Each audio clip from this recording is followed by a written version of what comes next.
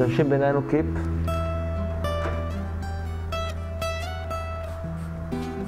חומר שמגן על השיער מפני המחלקה.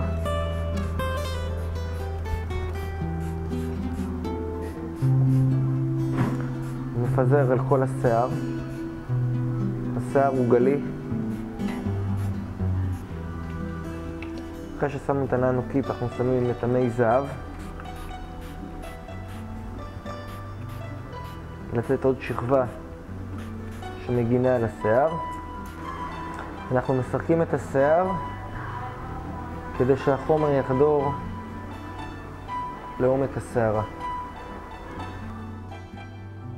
ומורחים את החומר סנטימטר מהשורש עד הקצוות. בשיער שהוא עובר החלקה אני מציע וממליץ לא לדרג בכלל את השיער. כי ברגע שהשיער שלך יהפוך עכשיו אחרי זה להיות דק וחלק, מה שיקרה לו בסוף הוא יהיה ממש פלט כזה. וברגע שאנחנו נעשה דירוגים, יכול להיות לך שתי אורחים ויראו את זה כמו נייר, וזה מכוער. אז מה שעושים, עושים רק דירוג מסגרת. עכשיו, איך התהליך הולך? כמה זמן לקח לך? 4 ימים. לא שמה קליפסים על השיער, לא שמה מאחורי האוזניים, לא משקפי פוזה על השיער, לא מאחורי האוזניים. שיער צריך להיות חופשי ובלי כלום, בלי גומיות, בלי כלום. 4 ימים. לא לשטוף, לא לחפוף. אחרי 4 ימים, אוקיי? עברו 4 ימים,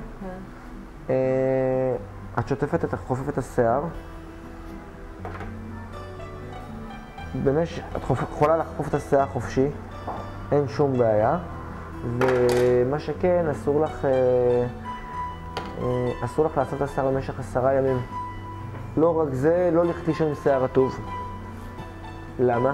כי השיער הרטוב, נגיד אפילו משתחפן, אתה תכתיש עם שיער רטוב, יכול להיות קמת כזה. מבינה? כן.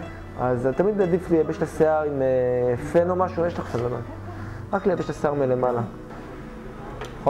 חומר ההרחקה של יוקו סיסטם, מה שעושה בעצם, פותח את השערה,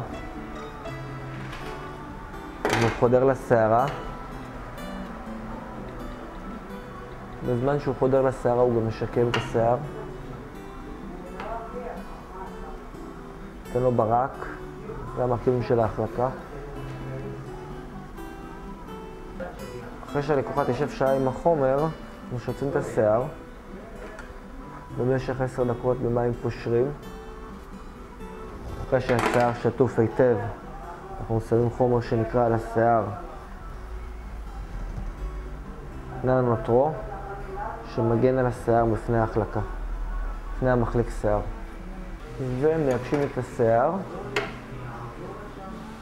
ומתחילים לגייס את השיער עם מחליק שיער. החומר אינו גורם לנשירת שיער, הוא משקם אותו ונותן ברק, כמו שתראו בהמשך. החיים שלה היו הרבה יותר קלים אחרי ההחלקה. במשך הזמן שההחלקה מחזיקה בשיער, במשך 10 חודשים, על מנת שתמיד השיער ייראה כמו שצריך.